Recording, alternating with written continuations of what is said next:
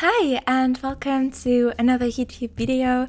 This video is going to be my first video that is not Sims related, but I am in love with doing art and digital art, and I'm obsessed with portraits. So there is this website called Artbreeder that I have been playing around with and had a lot of fun with in the last few days. It's completely free. And what you can do is you can either upload a face or take a face from the very big library that they have, or some pictures that other people have uploaded or created. And then you can mix and match these faces together, and you can play around with these sliders to, for example, change the ethnicity of this face, or like make it look more painterly or more real, or close the eyes, or change like the pitch of the face or something like that. And it's a lot of fun, and at least for someone like me who is obsessed with faces for some reason.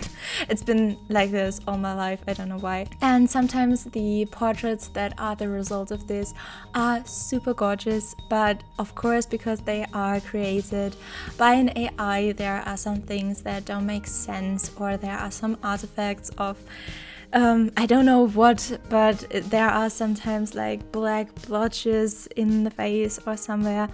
And what I wanted to do today is I make a face in Artbreeder that I really like, and basically paint over it to fix some of these mistakes and really make it shine and look as best as possible to, just try out how this face that this I created, if it was like a painting.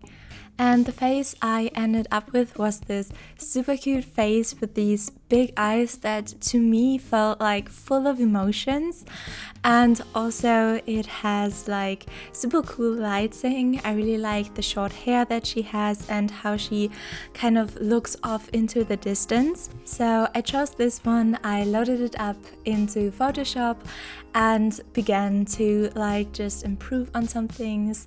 But before I got too much into the details, I really needed to familiarize myself with the face and strip it down to the proportions. Of course, the eyes are overproportionally big, but that is a stylistic choice. But for example, I needed to know exactly which way the face is facing.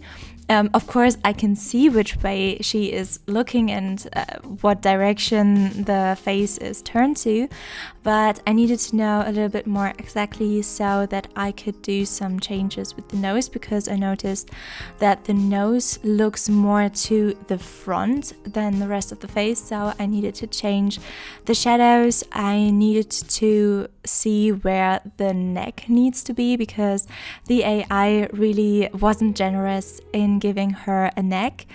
So I needed to know like how big would it be, where would it be in relation to the face, and all these questions. And thankfully I have some layers that I can work with in Photoshop, so I was able to make like a purely proportion layer that really helped me. Also later when I came to the ear, it really helped me to not like go into the painterly detail, but like strip it back, go to the structure, figure some things out, and change the details from there. And now that I started to work on the eyebrows and the eyes, it really started to matter what emotions I wanted to convey with this picture, because I wanted her eyes to be a little bit teary, or her to cry a little bit, but she doesn't look extremely sad and devastated, but she doesn't exactly look happy either. And the emotion that I kind of intended for this picture, or that I at least hope it conveys a little bit, has a very great like German descriptive name, which is Fernweh. And Fernweh is the opposite of homesickness. It's when you are like bound to a place, probably at home, but you really wish that you were in a different place. And because her background in the picture was like different blue tones, I kind of imagined her to be or have been a sailor. Like, she really loves to go to the sea, she loves to be on a boat and have this complete freedom of sailing wherever she wants. But for some reason she can't go sailing right now, she can't go to the sea right now, but she maybe sees a boat taking off and is kind of overcome by emotions because she really wants to be on that boat.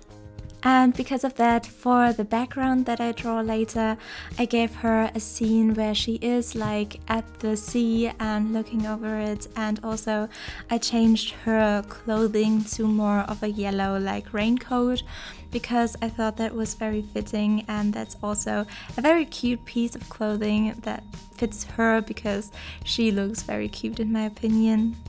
But yeah, right now the background is very green because this intense color really helped me to like figure out the shape that she and especially her hair has, because it's pretty easy to miss if you have a background color that is too similar to like the background that you are trying to erase. And so I chose a very different one and tried to be very careful with what I erased of her hair so that I could have only her face and paint my own background for her. I also don't have a name for her yet, but I would love to have a name for her so that she could feel a little bit more real, a little bit more personal. So if you have any idea how she could be called, what name would fit well to her, please let me know in the comments. I would love to hear what you would call her. And for the background, it was so much fun to get a little bit of landscape painting done because I haven't done that in so long. And of course, it is not a full-fledged like landscape painting, it's only like a sketch of a landscape painting, but most of this landscape or most of this background is covered by the face anyways, so it would have been kind of dumb to put a lot of time and effort into a detailed background when it isn't even visible at the end. So I just sketched a background, I sketched a sea scene. And yeah, now that this painting is almost complete, I hope you think that I was able to make a little bit of an improvement to the original image, and I hope you liked and enjoyed this video. And if you would consider subscribing, you would make me super duper happy, and I hope we'll see each other again.